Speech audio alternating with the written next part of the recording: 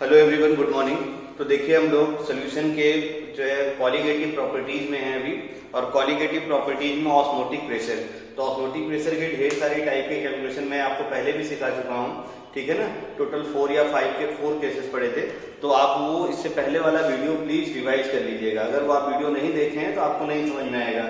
तो इसके पहले वाले जो ऑस्मोटिक प्रेशर के सारे पार्ट हैं वो आप देख लीजिएगा, तब आपको यहाँ से बहुत अच्छे से समझ में आएगा। तो ठीक है, देखिए हम लोग अब आज पढ़ेंगे कि ऑस्मोटिक प्रेशर का कंपैरिजन, ठीक है ना। तो ऑस्मोटिक प्रेशर के कंपैरिजन करेंगे, और मैंने ये दो न्यूमेरिकल लिख रखे हैं, इसका भी डिस्कशन करना है, ठीक है। तो चलिए ऑस्मोटिक प्रेशर को हम लोग कंपेयर करते हैं। तो कंपैरिजन के लिए आपको देखो सोल्यूशन पता होना चाहिए। तो हम लोग एज्यूम कर लेते हैं अपने पास सोल्यूशन ए है, ठीक है ना, और अपने पास एक सोल्यूशन और है, और वो सोल्यूशन है तुम्हारा बी। अब देखना क्वेश्चन कैसे कैसे पूछेगा, ठीक है ना। तो सोल्यूशन ए और बी का मान लेता हूँ मैं। सोल्यूशन ए का जो ऑस्मोटिक प्रेशर है वो है पाई ए, और जो सोल्यूशन बी है इसका ऑस्मोटिक प्रेशर क्या है, पाई बी। तो अगर यहाँ से देखो इनको कंपेयर करने की बात करूं मैं, तो पहला केस देखो ऐसा हो सकता है, ठीक है ना, कि आपका जो ऑस्मोटिक प्रेशर है पहले सोल्यूशन का वो दूसरे सोल्यूशन के सेम हो जाए, यानी पाई ए इक्वल टू पाई बी। तो ऐसे सोल्यूशन को हम लोग बोलते हैं आइसोटोनिक सोल्यूशन। क्या नाम बोलो, आइसोटोनिक सोल्यूशन, ठीक है ना। तो सोल्यूशन हैविंग सेम जो है osmotic pressure are called isotonic solution, ठीक है ना। मतलब आपके पास जो भी सोल्यूशन है उन दोनों के ऑस्मोटिक प्रेशर अगर सेम हो जाएंगे तो हम लोग इसको क्या बोलेंगे, आइसोटोनिक सोल्यूशन, ठीक है ना। और देखो ध्यान से, जैसे मान लो कि जो तुम्हारा सोल्यूशन 1 है इसका कंसंट्रेशन C1 है, इसका कंसंट्रेशन C2 है ना। इसके लिए वांट हाफ फैक्टर मान लो I1 है, और इसके लिए जो वांट हाफ फैक्टर वो मान लो I2 है, ठीक ना। तो अब देखो ये कंसंट्रेशन अगर सेम हो जाएगा तो तुम्हें अच्छे से पता है, since pi is equal to, यानी ऑस्मोटिक प्रेशर याद करो, CRT इंटू क्या होता है, I के बराबर। तो मतलब अगर देखो ध्यान से, पाई 1 की वैल्यू, पाई ए की वैल्यू अगर मैं लिखूंगा तो पाई ए की वैल्यू देखो क्या हो जाएगा, C1 RT है ना, और इंटू क्या हो जाएगा I1 इक्वल टू देखो पाई बी की वैल्यू क्या हो जाएगी, C2 है ना, और क्या हो गया देखो RT, और इंटू क्या हो गया देखो I2। RT कैंसिल हो गया। तो अब देखो ध्यान से क्या हो गया, C1 into I1 equal to क्या हो गया, C2 इंटू I2। तो ये आइसोटोनिक सोल्यूशन के लिए कंडीशन मिलती है।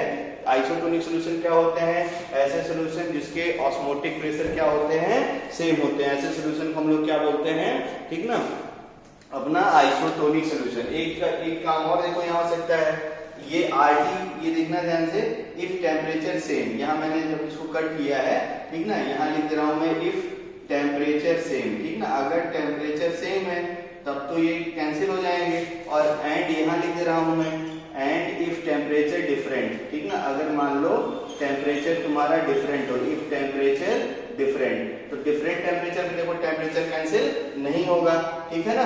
तो टेम्परेचर सेम मतलब T1 इक्वल टू क्या हो गया था, T2। अब मैं एज्यूम कर लेता हूँ टेम्परेचर सेम, यहाँ ब्रैकेट में चाहो लिख दो, T1 इक्वल टू क्या हो गया, T2। मतलब मैं क्या करता हूँ, सोल्यूशन जो A है इसका एब्सोल्यूट टेम्परेचर T1, और इसका जो एब्सोल्यूट टेम्परेचर वो क्या मान लेता हूँ मैं, T2। इफ टेम्परेचर डिफरेंट मतलब क्या हो गया, T1 is not equal to T2। तब देखना क्या हो जाएगा, डायरेक्ट लिख देता हूं मैं, C1 बोलो इंटू T1 इंटू क्या हो जाएगा, बोलो I1 इक्वल टू क्या हो जाएगा, C2 इंटू T2 इंटू क्या हो जाएगा, I2, where I1 and I2 are one half factor of solution A and solution B, ठीक है ना। तो ये आपको समझ में आ गया होगा। ये किसकी कंडीशन हो गई, आइसोटोनिक सोल्यूशन। स्कूल एग्जाम के लिए डेफिनेशन इंपॉर्टेंट है, what is the isotonic solution. तो यहाँ से आप याद रखे रहेगा, solution having same osmotic pressure are called as isotonic solution, ठीक है ना। चलिए ये पहला केस आ गया होगा समझ में। दूसरा केस मैं इसी में समझाता हूँ, आपको समझ में आ जाएगा। देखना ध्यान से, पहले केस ये था, दूसरा केस ऐसा हो जाए कि आपका ये आइसोटोनिक सोल्यूशन जो है ये आइसोटोनिक ना हो, मतलब pi A is not equal to pi B. ध्यान से देखते रहना। तो जब पाई ए और पाई बी आपस में सेम नहीं होंगे तो ये सोल्यूशन आइसोटोनिक नहीं होगा। अब आइसोटोनिक नहीं है तो आपको अच्छे से पता है, जब दोनों को कंपेयर करोगे पाई ए और पाई बी को, तो अपने को क्या मिलेगा, पहली बात तो आपस में सेम नहीं होंगे, या तो एक सोल्यूशन का ऑस्मोटिक प्रेशर बड़ा होगा, या तो एक सोल्यूशन का ऑस्मोटिक प्रेशर क्या होगा, छोटा। जिस भी सोल्यूशन का ऑस्मोटिक प्रेशर ज्यादा होता है उस सोल्यूशन को हम लोग बोलते हैं हाइपरटोनिक सोल्यूशन। क्या बोलते हैं बोलो? Hypertonic solution. क्या नाम होता है? Hypertonic solution having larger osmotic pressure than other, इसको हम लोग क्या बोलते हैं? हाइपरटोनिक सोल्यूशन, ठीक है ना। और जिसका भी सोल्यूशन का ऑस्मोटिक प्रेशर कम होता है, ठीक ना, इसको, इस सोल्यूशन को हम लोग क्या बोलते हैं बोलो? हाइपोटोनिक। क्या बोलते हैं? हाइपोटोनिक। अच्छे से याद रखते रहना। ऑस्मोटिक प्रेशर ज्यादा है ना, ऐसे बोलते हैं हाइपर हो गए, तो जिसका भी ऑस्मोटिक प्रेशर बहुत ज्यादा होता है वो हाइपर हो जाता है, ऐसे दिमाग में बैठा लो। जिसका भी ऑस्मोटिक प्रेशर ज्यादा हो जाता है, ठीक है ना, उसका भी क्या होता है? वो सोल्यूशन क्या हो जाता है? हाइपरटोनिक। या आपके मान लो, देखो ऑस्मोटिक प्रेशर क्या है? ओपी है ना, तो ऐसे ओपी अगर लिख दो, जिस ओपी सर बहुत हाइपर रहते हैं ना, ओपी सर हाइपर रहने का मतलब क्या हो गया कि जिसका भी ऑस्मोटिक प्रेशर बहुत ज्यादा होता है, ऐसे सोल्यूशन को हम लोग क्या बोलते हैं? हाइपरटोनिक। और जिसका भी ऑस्मोटिक प्रेशर सेम होता है उसको हम लोग क्या बोलते हैं? Hypotonic solution. तो ये ऑस्मोटिक प्रेशर का कंपैरिजन है, सोल्यूशन है, सोल्यूशन भी बहुत अच्छे से समझ में आ गया होगा, ठीक है ना। अब हम लोग न्यूमेरिकल को हिट करते हैं, ठीक है ना। तो जैसे सबसे पहला न्यूमेरिकल है उसको आप लोग सॉल्व करिए, ठीक है ना। इसको वीडियो को रोकिए, वीडियो को रोककर थोड़ा जो है आप पहले वाले क्वेश्चन को सॉल्व करिए, बहुत अच्छा क्वेश्चन है ये, ठीक है ना। दूसरा वाला तो अल्टीमेट है ना, मतलब चॉकलेट वाला है ये। फर्स्ट वाला क्वेश्चन तो आसान है, एक बार खुद से लेकिन ट्राई करिए, स्कूल एग्जाम के लिए ऐसे क्वेश्चन आपके आया करते हैं, ठीक है। चलिए, कुछ लोग कर रहे होंगे, बाकी मैं सॉल्व करता हूँ। वीडियो को रोक के आप एक बार जरूर ट्राई करिएगा।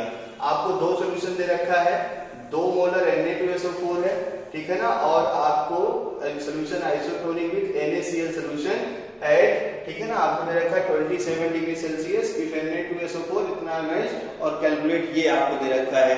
NaCl के बारे में आपको कंसंट्रेशन कुछ नहीं, और calculate the concentration of NaCl तो पूछ ही रहा है, कोई प्रॉब्लम ही नहीं है, ठीक है ना। चलिए, क्वेश्चन को हम लोग अच्छे से यहाँ पे लिख देता हूँ मैं। ये देखो क्या है तुम्हारे पास, Na2SO4 है, और Na2SO4 2 मोलर सोल्यूशन दे रखा है, ठीक है ना। और सोल्यूशन दूसरा कौन सा दे रखा है? NaCl दे रखा है, ठीक है ना। और दोनों सोल्यूशन कहाँ पे हैं? देखो ध्यान से, एट सेम टेम्परेचर, एट कितना? 27 डिग्री सेल्सियस, इसलिए ताकि T कैंसिल हो जाए, ठीक है ना, ध्यान में आ रहा होगा। और आपको ये दे रखा है 2 मोलर है, लेकिन इसका आयनाइजेशन कितना होता है? 75% इसका आयनाइजेशन होता है, ये भी अच्छे से याद रखे रहिएगा, ठीक है ना। अब तो कहानी अपने पास बनाने के लिए बहुत कुछ मिल गया। तो हम लोग जो Na2SO4 है ना, इसका कंसंट्रेशन मान लेते हैं C1, इसका 1/2 फैक्टर मान लेता हूं मैं I1, और टेम्परेचर, इसका तो टेम्परेचर सेम ही है, तो टेम्परेचर 27 है, तो इसका जो कंसंट्रेशन है 2 मोलर तुम्हें गिवन है, ठीक है ना। इसका जो कंसंट्रेशन है NaCl का, इसका कंसंट्रेशन हम लोग मान लेते हैं C2, और इसका 1/2 फैक्टर मान लेते हैं हम लोग I2, ठीक है ना। हमें क्या करना है? इस C2 को कैलकुलेट करना है, और C1 अपने को गिवन है कितना है? 2 मोलर, ठीक है ना। अब देखो, सिंस आपके, ठीक ना, ये जो मिक्सचर है क्या है? आइसोटोनिक। सिंस सोल्यूशन क्या है तुम्हारा, देखना ध्यान से, सिंस सोल्यूशन इज आइसोटोनिक, ध्यान रख के रहना। तो ये सोल्यूशन क्या है तुम्हारा? आइसोटोनिक सोल्यूशन है। तो आइसोटोनिक सोल्यूशन है तो क्या हो गया? दोनों के ऑस्मोटिक प्रेशर यानी Na2SO4, ठीक ना, और ऑस्मोटिक प्रेशर NaCl क्या हो जाएगा? सेम। ऑस्मोटिक प्रेशर लिखा जाए तो C1, ठीक है ना, इनटू देखो टेम्परेचर सेम ही है, तो क्या हो गया? I1 इक्वल टू क्या हो जाएगा? देखो C2 इंटू क्या हो जाएगा? I2, ठीक ना। अब अगर C2 हमें बताना है तो C1 into I1 divided by कितना हो जाएगा? देखो I2। सब वैल्यू अगर हमें पता चल जाए तो फिर देखो अब कोई दिक्कत नहीं है। तो यहाँ ध्यान से देखिए, ठीक है ना। C1 अपने को पता है 2 मोलर, नो प्रॉब्लम।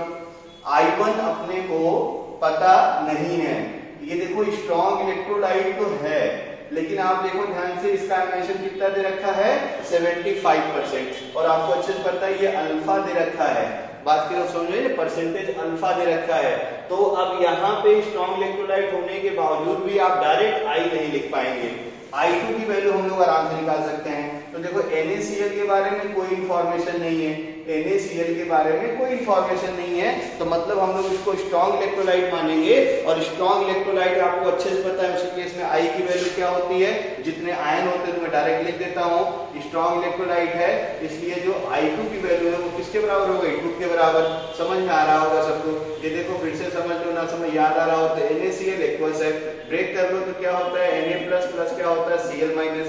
अब आपको पता है इसमें क्या होता है I equal to 1, strong electrolyte के केस में I इक्वल टू क्या होता है स्मॉल n, और स्मॉल n क्या होते हैं, यहाँ स्टोइकियोमेट्री यहाँ स्टोइकियोमेट्री जो भी हो इनको जोड़ दो तो I की वैल्यू 2 हो गई, इसके लिए कोई दिक्कत नहीं है। अब हमें I देखो सब कुछ डेटा पता चल गया। आप यहाँ देखो अगर प्रॉब्लम में तो C1 की वैल्यू यहाँ कितनी है, देखो 2 मोलर, I2 की वैल्यू कितनी हो गई, देखो 2, I1 कितना है ये पता चल जाए तो सारा काम पता चल जाएगा। और आई होप अब लगता है कि आप I1 भी सॉल्व कर लेंगे, कोई दिक्कत नहीं है। कैसे सॉल्व करेंगे, थोड़ा इधर देख लीजिए साइड में, ठीक है ना। कैसे सॉल्व करते थे याद करिए, आपके पास क्या है Na2SO4 है, इसको डिकम्पोज करेंगे क्या मिलेगा बोलो, 2Na प्लस और प्लस क्या मिल जाएगा SO4 पे 2 माइनस, ठीक है ना। बहुत सारी चीजें, अगर आपको फार्मूला याद है डायरेक्ट उससे भी कर दो। याद करो जब डिसोसिएशन हो रहा था, डिसोसिएशन के केस में वन टाइप फैक्टर का डायरेक्ट फार्मूला भी लिखे थे, चाहे तो वहां से कर दीजिए या चाहे ऐसे कर लीजिए। देखो ध्यान से, आपको इसका इनिशियल कंसंट्रेशन दे रखा है, मतलब अपने को इनिशियल मोल दे रखा है, कितना है 2 मोल, ये कितना हो गया 0, ये कितना हो गया 0। फाइनल मोल अगर लिखूंगा तो अब यही की कहानी हो जाएगी। अब ये डिसोसिएट हो रहा है 75%, यानी डिग्री ऑफ डिसोसिएशन इसका कितना हो जाएगा, देखो 75% दे रखा है तो 75 डिवाइडेड बाय 100 यानी कितना हो गया 0.75, और यही किसके बराबर हो गया, डिग्री ऑफ आयनाइजेशन, या किसके बराबर हो गया तुम्हारा, डिग्री ऑफ डिसोसिएशन। कोई प्रॉब्लम नहीं है, ठीक है ना। अब यहाँ से देखो ध्यान से, सबके कंसंट्रेशन लिख दिए जाए, काम बन जाएंगे तुम्हारे, ठीक है ना। तो अब देखो ध्यान से, 1 मोल से कितना निकल रहा है 0.75, तो फाइनल मोल में लिखूंगा तो 2 माइनस ये कितना निकलेगा, देखो 1 मोल से इतना, तो 2 मोल से कितना निकलेगा 2 इंटू 0.75। जो यहाँ निकलता है आपको अच्छे से पता है, इसीलिए हमें सारी कैलकुलेशन करनी रहती है। 1 मोल से 2 मोल तो 2 इंटू 75 से कितना मिल जाएगा, यानी 4 इंटू 0.7। इस पे देखो बहुत टाइम लग रहा है ना आपको, अभी शॉर्ट ट्रिक बताऊंगा, पट से आ जाएगा। यहाँ से हो गया इससे, फिर अपना देखो 1 मोल से कितना मिल रहा है, 1 मोल तो जो है आपके पास इतने मोल से कितना मिल जाएगा, इतने मोल से कितना मिल जाएगा 2 इंटू, है ना, नंबर लिख दे रहा हूँ 2 इंटू 0.75। अब 1/2 फैक्टर आप जानते हैं, ठीक ना। फाइनल मोल यानी ये सब पूरे जोड़ लीजिएगा, डिवाइडेड बाय क्या होता है, देखो इनिशियल मोल कर लीजिएगा, आपको 1/2 फैक्टर मिल जाएगा, ठीक है ना। एक तरीका तो ये था जिससे आप कर लीजिएगा, मैं जल्दी से सॉर्ट कर करके आंसर मिला दूं ताकि यार आपको समझ में आ जाए। तो आप देखो ध्यान से, 1/2 फैक्टर अगर कोई मॉलिक्यूल डिसोसिएट होता था तो याद करो डायरेक्ट वाला फार्मूला, तो आपको देखो मैंने यही बोला था ना, टाइम बचेगा आपका, इसीलिए वाला फार्मूला लिखा था। आप याद करिए उस केस में 1/2 फैक्टर कितना था, 1 plus n minus 1 into alpha, यही था ना डिसोसिएशन के केस में। डिसोसिएशन के केस में 1/2 फैक्टर क्या होता है, 1 plus n minus 1 into alpha. आप देखो n की वैल्यू कितनी हो गई यहाँ पे 3, 2 1 3 जितने n मिल रहे हैं, और अल्फा की वैल्यू देखो 75%, यानी 100 से डिवाइड कर दो, यानी कितना हो गया 0.75। सॉल्व कर दिया जाए तो 1/2 फैक्टर कितना हो गया, 1 प्लस ये कितना हो गया, देखो 3 माइनस 1, और अल्फा की वैल्यू कितनी हो गई 0.75, यानी ये देखो 1 प्लस ये कितना हो गया 2 इंटू 0.75, ठीक है ना। अब देखो ये कितना हो जाएगा, इसको मल्टीप्लाई कर लो, 1 प्लस ये कितना हो जाएगा 10, और ये कितना हो जाएगा 15, 2 पॉइंट पे 0 लगा दो यानी 1.5, और इसको जोड़ दो तो कितना हो गया 2.5, यानी I की वैल्यू अपने को मिल गई, और यही किसके बराबर है, I2 के बराबर है। क्लियर हो गया, I1 के बराबर, I2 नहीं किसके बराबर है तुम्हारा, ठीक है ना, ये किसके बराबर है तुम्हारा I1 के बराबर। मतलब बोल दिया ये किसके बराबर है, देखो I1 आपने इसका बनाना Na2SO4 का, तो ये किसके बराबर हो गया, देखो I1 के बराबर, और ये वैल्यू ले जाके यहाँ पुट कर दीजिए, सॉल्व कर लीजिए, आंसर आ जाएगा। तो घर पे इसको ना कॉपी पे कर लीजिएगा, इसका आंसर आ जाएगा, फाइनल आंसर आ जाएगा इसका 2.5, ठीक है ना, 2.5 मोलर इसका आंसर आ जाएगा, ठीक ना। अच्छे से कैलकुलेशन घर ना कॉपी पे आप बना लीजिएगा, ठीक है ना। तो ये है आपका ये वाले टाइप का क्वेश्चन, बहुत अच्छा क्वेश्चन है, आई होप समझ में आ गया होगा। एक बार वीडियो को और जो है रिवाइंड करके आप देख लीजिएगा तो आपको और अच्छा क्लियर हो जाएगा। तो ये हो गई फर्स्ट प्रॉब्लम और उसका सोल्यूशन और कंपैरिजन का एक क्वेश्चन, ठीक है ना। इसके बाद जो दूसरा क्वेश्चन है, ये अपने आप में बहुत अच्छा क्वेश्चन है, आप वीडियो को रोक कर पहले ट्राई करिए, इसका सोल्यूशन हम लोग वीडियो के अगले पार्ट में देखते हैं। Thank you.